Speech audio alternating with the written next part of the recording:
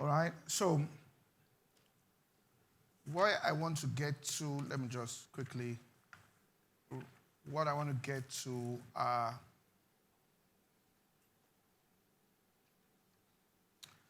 all right, 7 areas of similarities that should not be compromised. All right, so we have explained, and we've done this repeatedly, that, and I'll show from the Bible, and also from science, that the success in any relationship, whatever type of relationship that leads to marriage particularly, has to do with the amount of, and sometimes you hear people say that, for example, this was an elderly man in America, and he was talking about the fact that the most important decision you ever make is the person you choose to marry. And they were asking him the secret to success, and he said, I was lucky, I chose right. And he was saying that he was lucky. And what he meant was he had seen his friends, he had seen people who were good people in their hearts, who did not do anything wrong within their own lives. As per se, they were not terrible people, bad people. They might have even been better people than him, but they got it wrong. And he doesn't know anything, all right, consciously, that he can tell people to make them know why he got it right and they got it wrong. So what he will attribute it to is that I got lucky, and I was lucky, and they were not as lucky as I am or I was. But the truth about the matter is, if you keep rolling the dice, one time you'll get 6, all right? And so people can just do things randomly, and what happens is they stumble, right, on an actual principle without them understanding what that real principle is. And what we have said is that the root of marriage there was that God was looking for somebody for Adam, for he said it is not good that man should be alone. And so he wanted to test something and wanted to show not just Adam, but the whole of humanity something. So he put Adam to sleep and brought out from inside of him Eve, and brought the woman to Adam. And Adam gave the reason why a person should leave their father and mother and cleave. He said in Genesis chapter 2, verse 23 to verse 24, it tells us, Genesis 2, 23 to 24, and Adam said, this is now bone of my bone and flesh of my flesh. She shall be called woman because she was taken out of man. And then, therefore, or for this reason, in other words, a person has found, right? Say, he that findeth, he has found bone of his bone and flesh of his flesh. Right? It wasn't something he just said on somebody or said on another creature. It was something that he looked at and said, this is now bone of my bone and flesh of my flesh. In other words, this is somebody that is just like me. And then he said, so shall a man leave his father and mother and shall cleave unto his wife, and they shall be one flesh. And then he went on and said in verse 25, which we touched on, let's go on. And they were both naked, and we explained that. And we'll get to it in terms of verbal intimacy. In other words, a place where you can, you can express and bring out your thoughts and feelings about something. In other words, the innermost thoughts and feelings. So if a person is in a deep relationship, or the deeper it is, the more they disclose their true thoughts and feelings about things to that person. You can't, of course, the Bible says don't cast your pearls before the swine or give holy things to dogs. But you can disclose it. So you can't disclose all of that to people, and that's why even friendship is on levels. And somebody will say, you'll say, look, I know who my friends are. I really know, who my friends are. In other words, you can disclose your thoughts and feelings there without being ashamed of your thoughts and being ashamed there of your feelings there. So, in other words, we've said the more similar you are to a person at core levels, and this is what I want to look at, the easier it's going to be to have a marriage with that person. And the more different you are from a person, then that difference there can create fault lines inside the relationship, which once there is any form of stress test, those fault lines now open up. And so said similarities are emotional deposits into your emotional account, the more you are in agreement. And what happens a lot is people, as someone said, they fall in love for the wrong reasons. In other words, it's not for the core issues in marriage, but for the peripheral issues there, which are easily changed. I mean, if someone says, I fell in love with somebody because of the job that that person has, they can lose that job, all right, the next day. So they are dealing with surface issues and they are not dealing with core issues. And so what happens is once they enter into the home, the core issues now begin to play out. That's what plays out. And so if they are not aware of those core things and they made a decision without those core things there, understanding it, then they start getting confused and ask themselves, what really is going on? And there's a question people ask, what really is going on, right, in this particular relationship? Why is it now, suddenly we are just fighting at a particular point?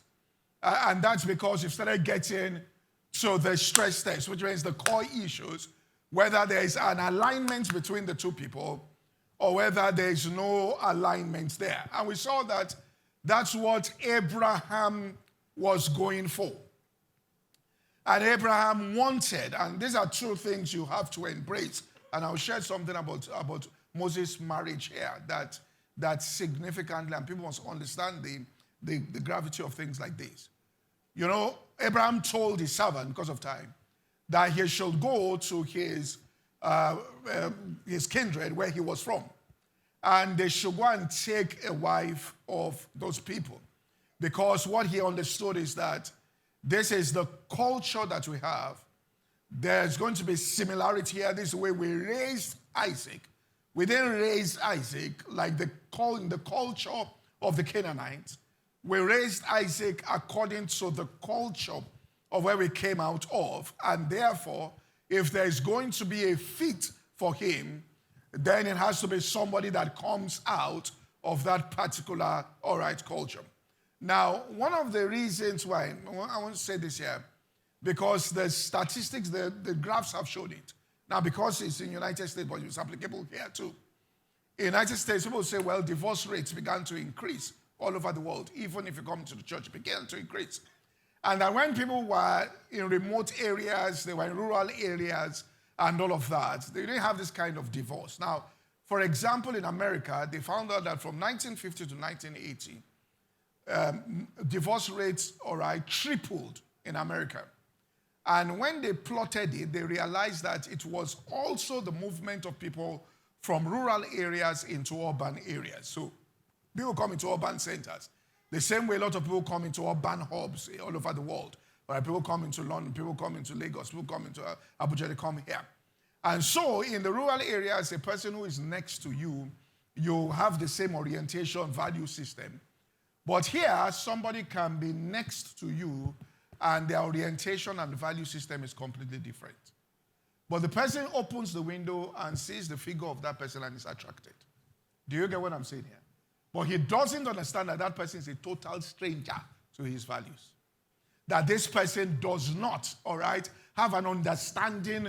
It's not that the person is being, they just don't have the value system. So when that began to happen, the divorce rates began to increase.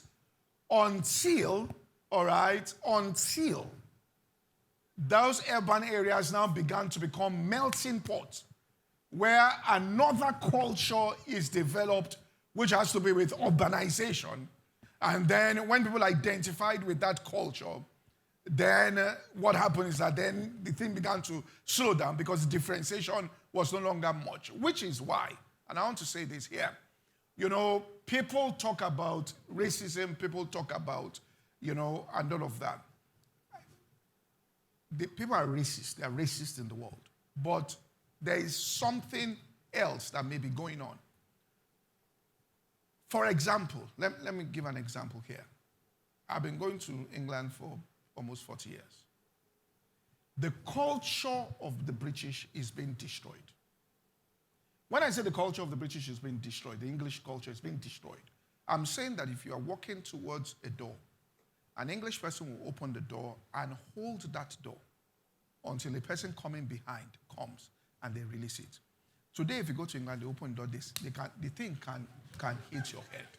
Are you following what I'm saying here? In their train, if an elderly person comes in, there are certain seats that are assigned. You get up from those seats. For an elderly person or somebody who has, today, those issues are no longer there. The problem is not that, hear what I'm saying, just different people are coming, but what they're arguing is that you can't have a multicultural society.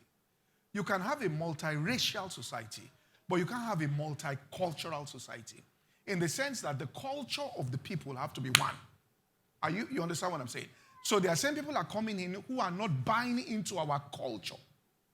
Right? Now, if you buy into their culture, so you can take, for example, an Indian in England. For example, their prime minister, he is more English than he is. Do you get what I'm saying? Now, so if you go there, you don't buy into their culture. So if you marry a person, you must understand that that family can only have one culture.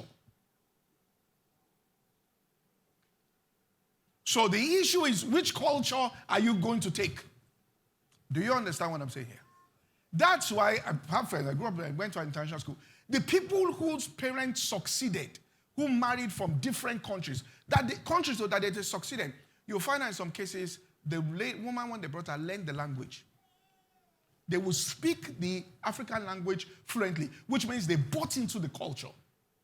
So if you go into a relationship with a person and you know that you are two, let's even say two different types, and you know the culture, if you don't buy into the culture, there's going to be a problem after some time.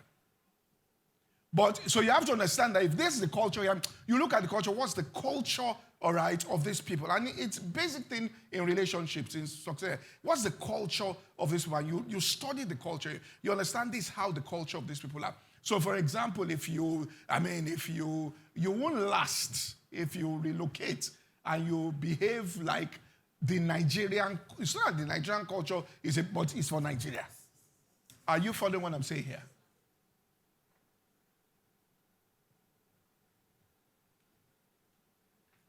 If you take an envelope, if you take a paper, and just put your mouth to hold, in their culture, it's bacteria. In Nigeria, they can even collect it from your mouth for you. All right? So you have to understand, all right, that, and I'm just saying for people that relocate, and if you are relocating, you are admitting that you are going into a superior culture. It's you that left your country.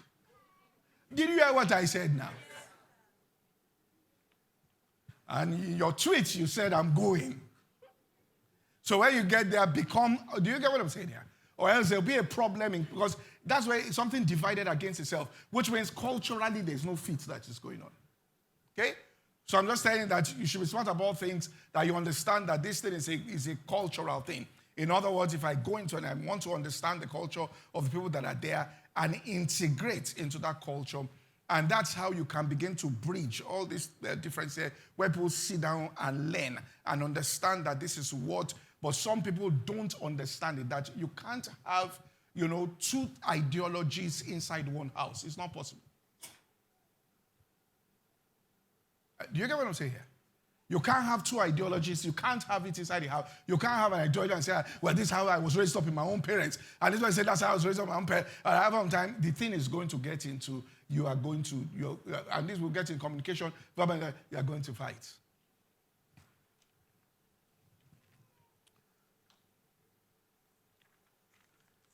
Now, second thing also I want to say about the power of vision is this, which you need to understand.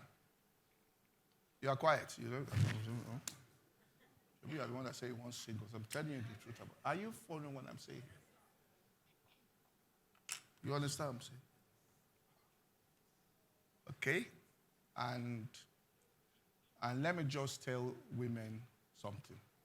Even though men are here, maybe I should, but I mean, it's not like you're in relationships together here, so it's all right. But let me just say something here. You see, a man doesn't want too much.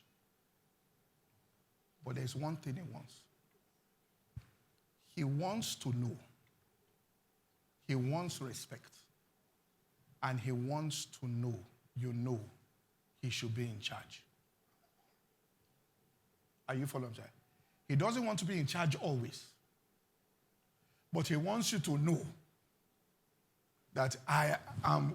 Do you get what I'm saying? So here's the point of what I'm saying. That being in charge is on. So let me give an example. If, let's say, you have a serious program you want to watch. You are watching a program, let's just assume. And he comes in and he wants to watch a football match, like Nigeria versus Republic of Benin. He wants to watch the match. But you are watching something that is, it is very important to you. And you say, this thing is, you want to watch a match? Okay, no problem. And you switch the channels. And he sees that you have switched the channels. Next time, when he's coming, by himself, he will know that you have accepted. Are you following what I'm saying here? But if you say, no, I want to, then this warfare. Are you getting what I'm saying? We're going to fight this thing. So the one that doesn't even concern him, for the purpose of asserting, do you get what I'm saying here? He'll go and assert his authority in the place. What doesn't concern him? I want to, this is my house. You get what I'm saying? But if you do that, after on time, he will, in fact, when you say, please don't bother me with those kinds of things, take the decision by yourself. Because he knows. Are you following what I'm saying? So when people say, in fact, he can be with his friends, and when they talk, he say, no, my wife handles all of that. The reason why he's saying that is that he's saying that this woman has been tested and shown that you get what I'm saying here? She understands. So there are many things he won't even bother arguing. Because some of the arguments is just to prove a point.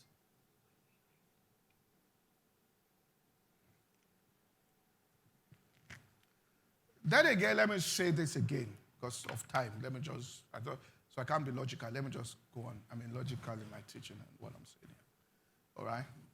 And have you heard of the man that said, never speak with notes like that? You have not heard him? All right, here's the point. This guy he said he was running for, just want to say this here, because it's a lesson, big lesson. He was running for head boy in secondary school. He learned something. He's a pastor, he's a preacher. He said, so he told his father, the father I think was in government or politics, they prepared notes, they did the research on the school, they did all of that. So they prepared the paper, what he was going to do. He was going to tell them how they would do this. They would get a free day. He would do this before. He said he had his program. And his brother too was running for something. Brother didn't check any. He said, he said, I'll leave it. Don't worry. He said, okay, you're not going to say, I'll leave the matter. Don't worry. He said, so it was time for campaign. So manifesto night. So he gave my story, he was reading. He said, we were just looking at him. He was reading. Nobody clapped. Reading. When he finished, he carried it that I've made all my points. It was his brother's turn. The brother just came and started rapping. And at the end, there was a line you say, Dico must be, I think his name was that, must be something. Whoop! He said, next everybody was saying, whoop! He was whoop! He said, when the election came, he didn't get one vote. He was the guy that got. So he was talking about the fact that he learned a lesson that he uses in ministry now. That when he has his notes, he will leave the notes and speak directly to the people from heart. But here's what I want to say here about Moses, and I want to talk about vision. Because I always wondered. I mean, it didn't look fair. God called Moses, Moses delayed in his calling, said, I don't want to do it. God said, all right, you have somebody in your family, a cousin, Aaron can come and assist you. Isn't that the case? All right? I'll give you the word Aaron will speak. Aaron can't say anything that I didn't reveal to you. When the balance comes out, Joshua takes over from Moses.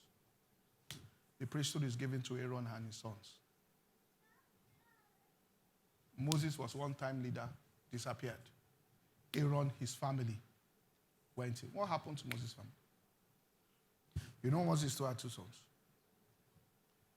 You know that the woman was reluctant to follow him on what he had to send her back. Do you understand what I'm saying? When the vision inside the house, which means a person has a vision, even if that person fulfills the vision without the support of the spouse, there'll be consequences inside the family of that person. This is why when he told him to go and bring the woman, the servant said, what if she's not willing to come? He said clearly, you are absolved from this oath. Are you following what I'm saying here? So there is more to relationship and this stuff than just my feelings. And the truth about the matter is that, when I say feelings here, the truth about the matter is that's why a person has to be very prayerful about things. Because sometimes you may find yourself in a situation that you think is uncomfortable, but you are being positioned for something that is much higher than how you feel about life. Do you get what I'm saying? Which means you are being positioned to midwife something into the earth that is much higher than how I just feel about the man and how I feel about this shot, or even the man, how he feels about this and feels, which means that the destiny that is there is much more than your feelings. And the truth about the matter is, no matter which way we look at it, you can never be totally rewarded. In fact, it's only a fraction of the reward for your obedience to God will you get on this earth. Paul said, if in this world I have hope alone, we are of all men most miserable.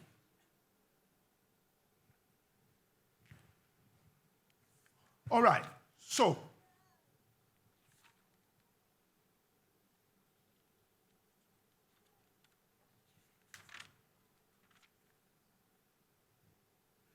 before we delve into this is one important. Before we delve into the 7 significant areas, so just want to quickly discuss on the significant areas in terms of similarity there, okay? Let me just say this here. It is not an intellectual thing. Once you begin to hear something, and you start understanding what you are hearing, then your recognition system becomes awakened to those things.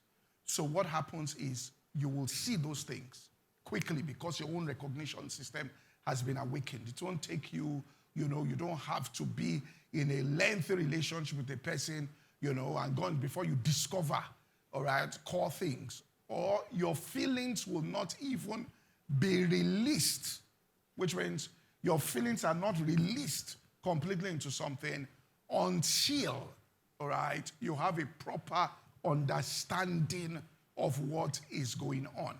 So you can even meet with a person that you may be attracted to that person and you like the person, but your being will not, all right, be able to commit to that kind of relationship with that person because you have an understanding, all right, that, look, temptation means that you are enticed by something externally, which when you now bite, or when you enter into, right, it's just like a person, just like Sodom and Gomorrah, somebody looked at you and said it's well-watered and all of that. If somebody has that kind of experience within their consciousness, you can't tell them that, this place is well-watered, let us go there. They'll tell you they're not doing that. That life is deeper than, all right, just facial things. So before we get into those 7 significant issues, all right, there, I'm a firm believer, and I can show this, that what you attract and retain in your life, even if you find it repulsive, exists in you. Did you hear what I said? what you find, that is, somebody comes and is complaining, this person is like this, it is mirroring something that is inside that person. You cannot draw a person into your life and accommodate a person into your life if there is not something in you that identifies and connects to that person. You may not like that thing that you are seeing and you say, but actually that thing exists also inside you. And let me show here. That's why Jesus said in John chapter 4, verse 30, he said, the prince of this world cometh unto me. Look at what he says. And he has nothing in me. A person can only enter into a person's life if they have something in that person. Right? Hereafter I will not talk. For the prince of this world cometh and hath nothing. And so people are blaming. I'm saying that people blame and say, oh, this person is like that. I just, but the truth about the matter, and they will not get out of that cycle until they realize that the enemy is within.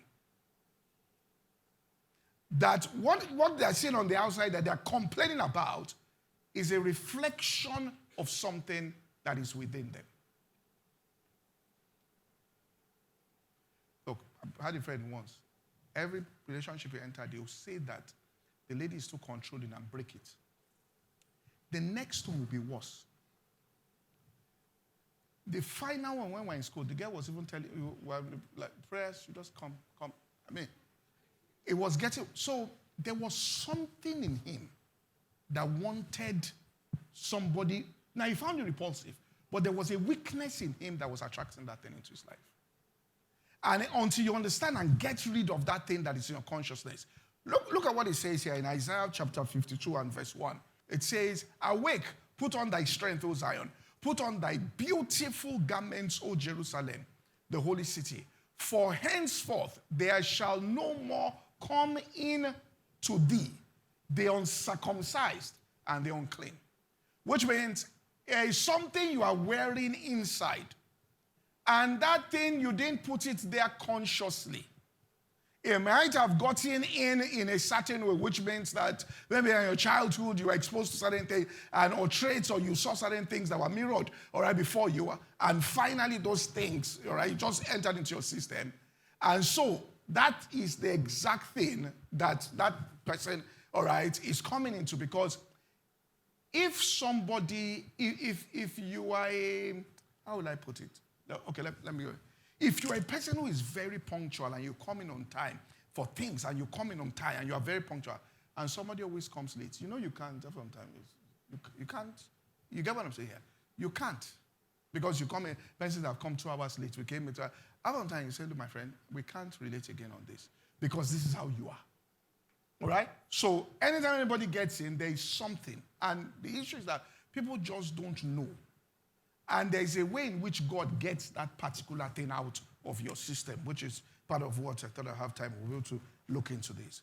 So Isaiah 54 and verse 5, and therefore the first thing you have to address is your own personal emotional health. That's the first thing you have to address as a person, right? Your own personal emotional health. In other words, when you say single, which means you are a whole person. Because if you take 2 eggs and you crack it and one is spoiled, the omelet is spoiled. So you have to have your own emotional health. And once you have your own emotional health there, what happens is then don't think that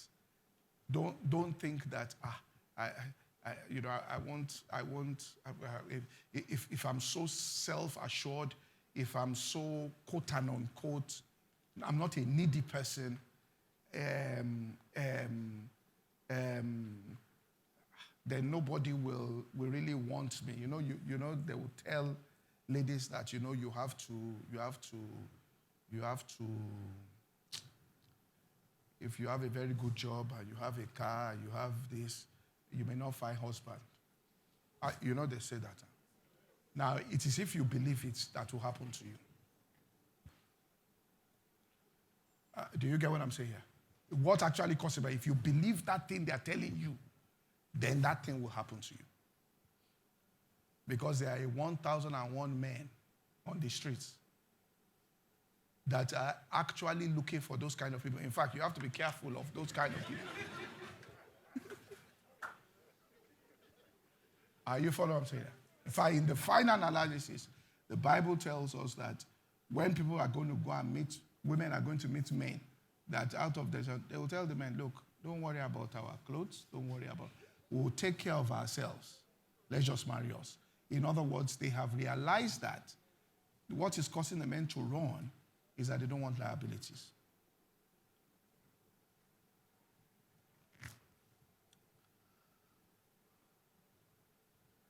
So we define this emotional health here as the quality of your own, and I'll explain what self-conception, which means your personal esteem that is solid and unshakable. So there's a very solid and very unshakable person. This person here we're talking about has a sense of wholeness such that external behaviors or words of people don't affect them to the point where it changes them. So we're dealing with an emotional healthy person, which means that your external words or behavior,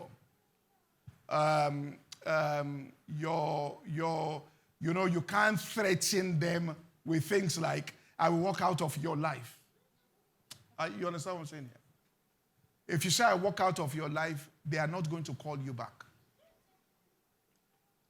Okay? Now, what people are used to is, if I threaten you, I'll call off this thing, and then you start begging. If you say you call off the thing, call it off. You can leave. Now, to some people, that interpretation means that it's because you don't love. There's real love there. But that person is whole. That person is emotionally healthy. All right? That person, because most people enter into relationships to get something, that person is not entering into a relationship to get. The reason is that they've already gotten that thing from God. So they are whole, and there's only one method to get in. They are whole, they are healthy. They are not, you can't, it's not like, you tell them and start doing all of that. Or somebody says something to them, and because of that, that kind of thing. Then you get moody, and then the next decision you want to take. Let's even say you are in an office, and you're not emotionally healthy. And there are offers for something, and this person is the most qualified. But when that person came in the morning, the person looked in a certain way that you felt that this person didn't look at you properly. And then you now retaliate by making sure that you have a problem now. Because by the time that I will get back, I will show you that. You get what I'm saying here? I will show you who I am, I will get back at you. Right? So it's that kind of, it's that fight, that kind of thing there. It's because the person is not whole and healthy.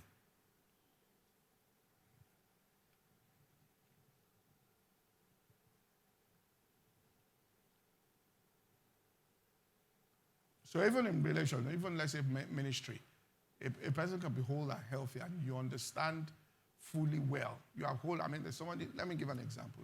People interpret things. So if they don't see something, they'll say, well, somebody's fighting. They don't see something, they say somebody's fighting.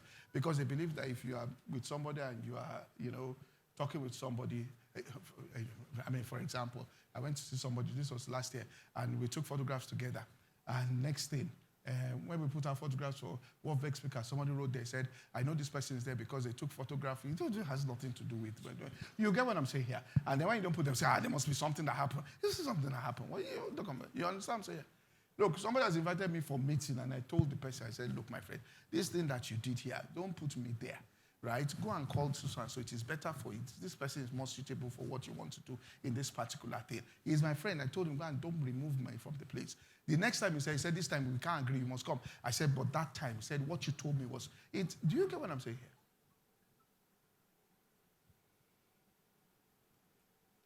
Because you have a connection with God, and you know that, look, there are doors. You all right?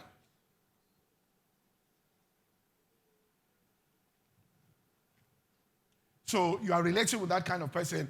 The people are under no pressure whatsoever. That I have to do something for this person because they're going to, I don't want to offend this person. There's nothing like that.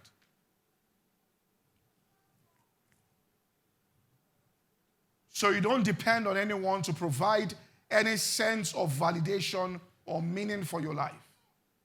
You are strong enough to face life alone if it is necessary, which means that you're not looking for any validation from any person. That's an emotionally healthy person. So it's not like we're looking for validation. If you don't, and that's the balance you have to have in a relationship, because Paul said that they stretched out to me the right hand of fellowship. The reason is that when they saw something, which means that they saw workings independent of them. So they stretched out their right hand of fellowship, all right, to me. Okay? And the second quality you see about this person is that as much as you see that person, I'm trying to describe emotional health people, seem independent. They respect the views of other people. When they are listening to somebody, they believe that person, listen, if they are explaining something that they don't agree with, they are listening to say that this person is intelligent. There must be something they are saying. It's me that I don't understand, not that this person is foolish. That if I cannot understand the place where this person is coming from, then it's a deficiency in my own part, not a deficiency in that part of that person as that person being stupid. It's when they've understood clearly what you are saying. And when you understand it, if you say it back to the person hears it, and the person, in fact, now understands what they were trying to say. Do you get what we're saying here? So they communicate that. And in most cases, let me tell you here about debate and fight in relationship. The real fight is not that somebody wants their opinions established. It's because people feel they are not heard. They are not heard means that you are explaining something and you know that this person is not listening to what you are saying. But if the person is listening and the person explains it back, then the person knows, okay, you got what I was saying. Yes. Says, but I also see it. And then that's an emotional healthy person. So the person believes that if I sit down with anybody in this world, there's something I should learn from that person. Someone is not emotionally healthy, it's only their voice they must hear. I mean, it doesn't just make sense. I mean, are you saying it's only you God talks to? They put 100 people somewhere, so it must be you. You should know you have a problem. I mean, are you God? Every time it's only you that your own opinion must be correct. You should know there's a problem there. And listen to me, there's no formula you can teach anybody outside. A person who is not emotionally healthy cannot produce a successful relationship.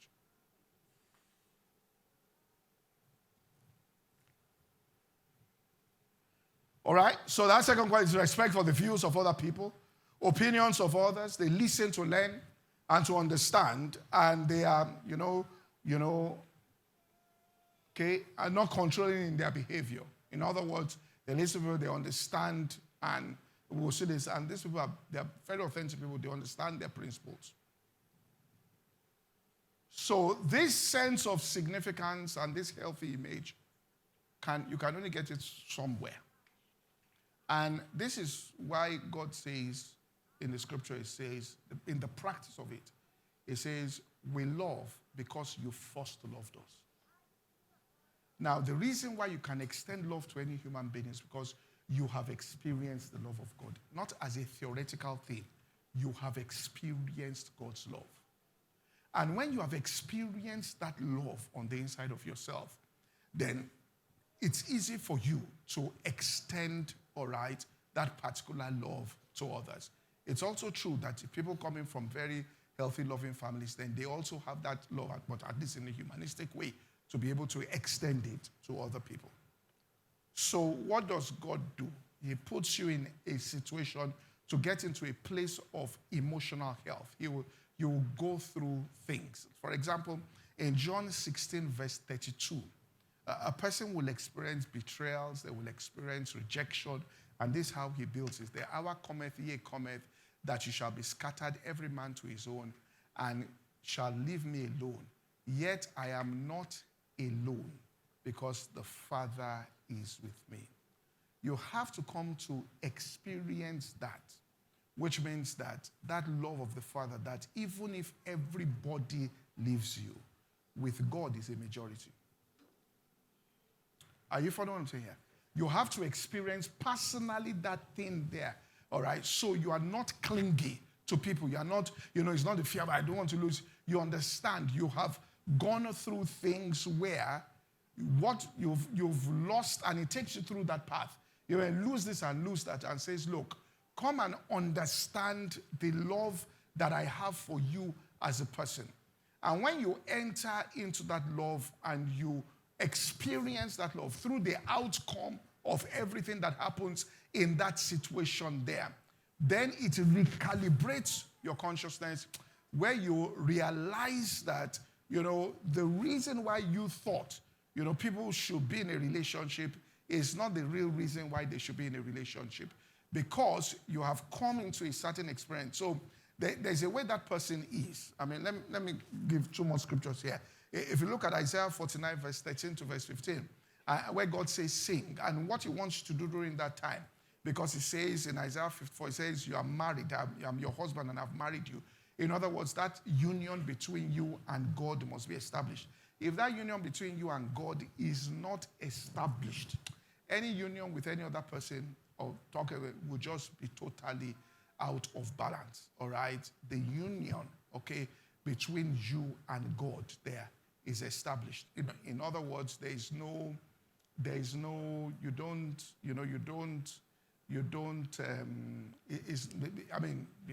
you are in a place of independence. And sometimes people don't understand because they are not free. So anybody who is free around them, that is making decisions in terms of them being free, people, because they just don't get it. Okay? So, Isaiah 49, 13 to 15, it says this here. Sing, O heavens, be joyful, and break forth into singing, O mountains.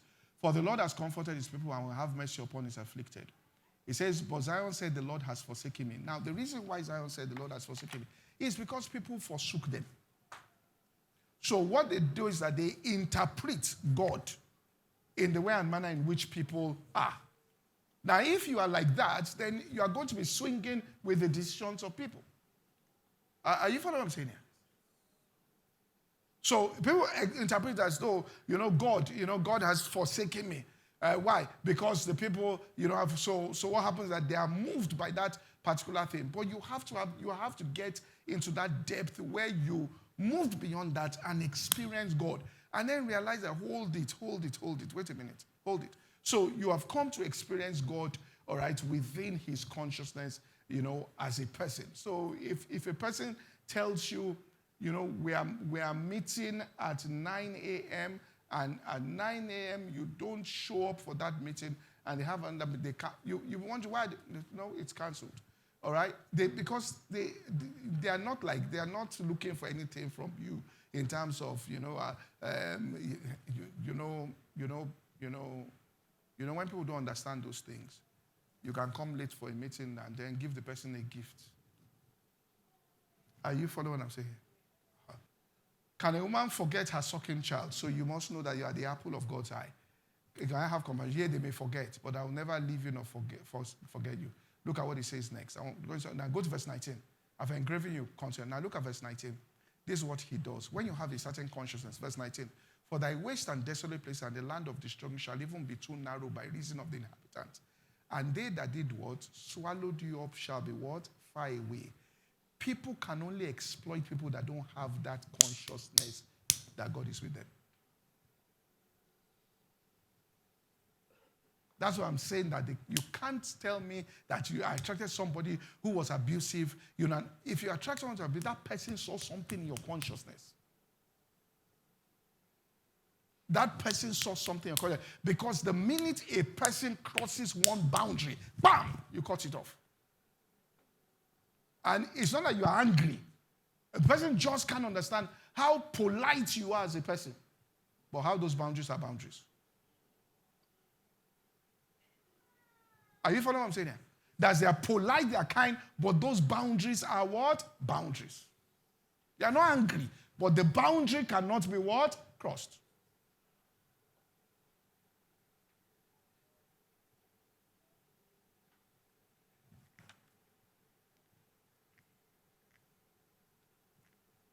And sometimes, some people beg. And there are some people, someone told me, said, what's the balance between mercy and discipline? I said, discipline is mercy.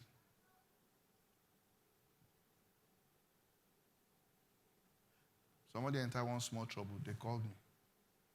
When I heard the trouble, and I called the other party, and the party told me how the trouble came, I knew that what they want to do to the person is a correction of bad behavior.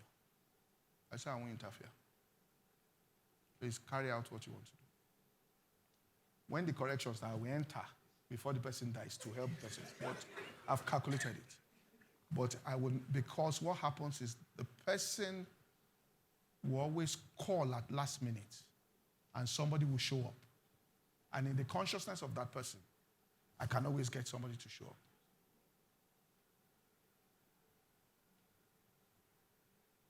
This is why I tell people that, look, sometimes, and this is why you should, you don't know how blessed a person is if you have a strong authority figure you can manipulate in your life. The prodigal son, what changed him was as much as his father loved him, that when he came back, the father threw a party. The father never called him. His decision was his decision. And until he came to the consequence of his decision and came back to himself, the father stayed in his house. But when he came back, the father showed how much he loved him by throwing a party, but that father never called him once. So I'm saying that you don't call somebody doesn't mean that you don't love that person. That somebody feels that anybody that will do that, and I'll see 6 missed calls. 6 what?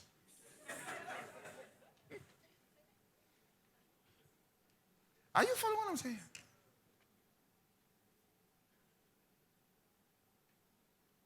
This is what I'm telling you. This is what I tell people that somebody comes and slapping and you know, slapping the lady inside the house. When he was dating her in her father's house, can he enter and slap? No matter how angry he is, he can't slap. Are you following what I'm saying? So he can control it. Now, no, the person can control it. If a person has guards there with guns, they can't slap. No matter how angry they are, they just hold their hands like that. Means he can. Don't say, I lost control. You didn't lose control. What you don't understand is that that person has shown signs of abusive tendencies, and those boundaries were not drawn. And I'm not saying before marriage, at marriage, from before marriage.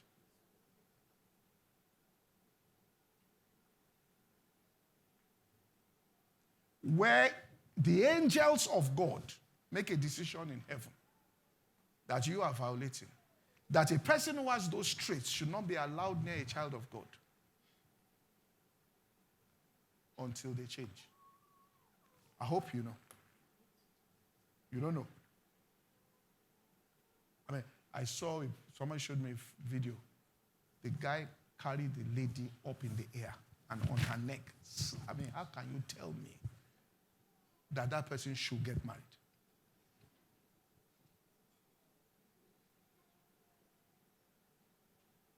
Do you get what I'm saying? In Jewish families, those are the families that they will take the child and stone the child. I hope you know what I'm saying. You know it's inside the Bible. And they will purify. It's because inside the family, the person successfully manipulated the parents. And they don't want to, you don't want to, they love me. So you manipulate the parents. Parents has turned to friend. Okay, they concede.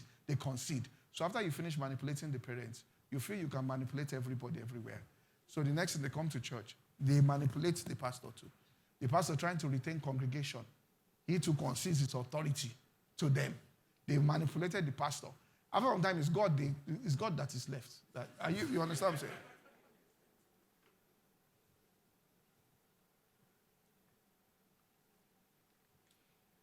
You know what I'm saying?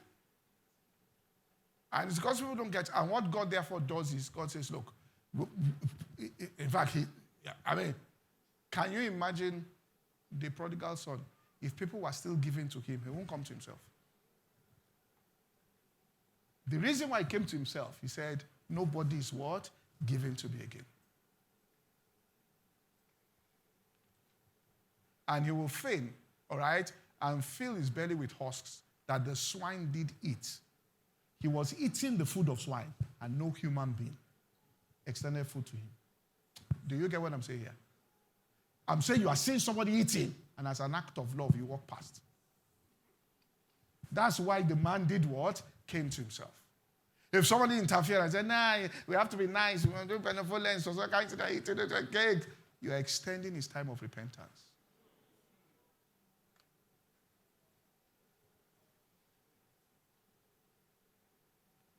Let me say this, marriage doesn't change anybody.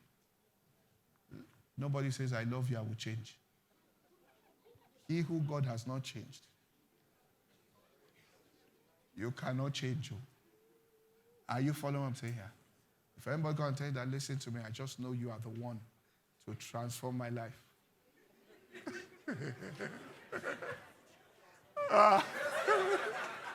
Anybody say you are not the Holy Ghost? Are you following what I'm saying here? Listen. Don't ever think the person God has for you is far. If we are going to sit down with it, he brought Eve out of the rib of Adam. It is you allowing wrong people into your space that keeps away the right person that is very close. It is spiritual. Do you get what I'm saying here? Once you keep the wrong person in, let me pull that scripture. I think Psalm 144 verse 11. Read me and deliver me from the hand of strange children, whose mouth speak vanity, and their right hand is the right hand of what? Falsehood. Why did he say read me? That what? Next verse, it says, that our sons may be as plants grown up in their youth, and daughters may be as cornerstones polished. All right? Next verse, it says that our garners may be full, which means the presence of those wrong people is keeping away the blessing from you. And that presence is a test that God has given to you that cuts this thing now so that the right person can come in.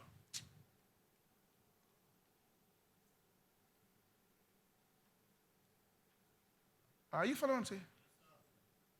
Time wasters also. Do you get what I'm saying? Yeah. Some of you guys, you have bought gifts around the whole world. From your salary to iPhone, around the whole world. What you have not given your mother. Are you following what I'm saying here? You've not given your mother who labored on you. Somebody did something, bought lipstick, came to meet you. You are, do you get what I'm saying? Then after some time, you say they served you breakfast. Let me be going, because if I stay with this one, I'll be here for 15 minutes. You understand what I'm saying here? There's no need to fame anything. Someone says, well, you should buy me an iPhone for my... You say, listen to me. This is my salary. This is the price of iPhone. If I were your brother, will you tell your brother? And if your brother says he bought it, will you not say they've judged your brother? Tell the person the truth. Are you following what I'm saying? Let me go. God bless you.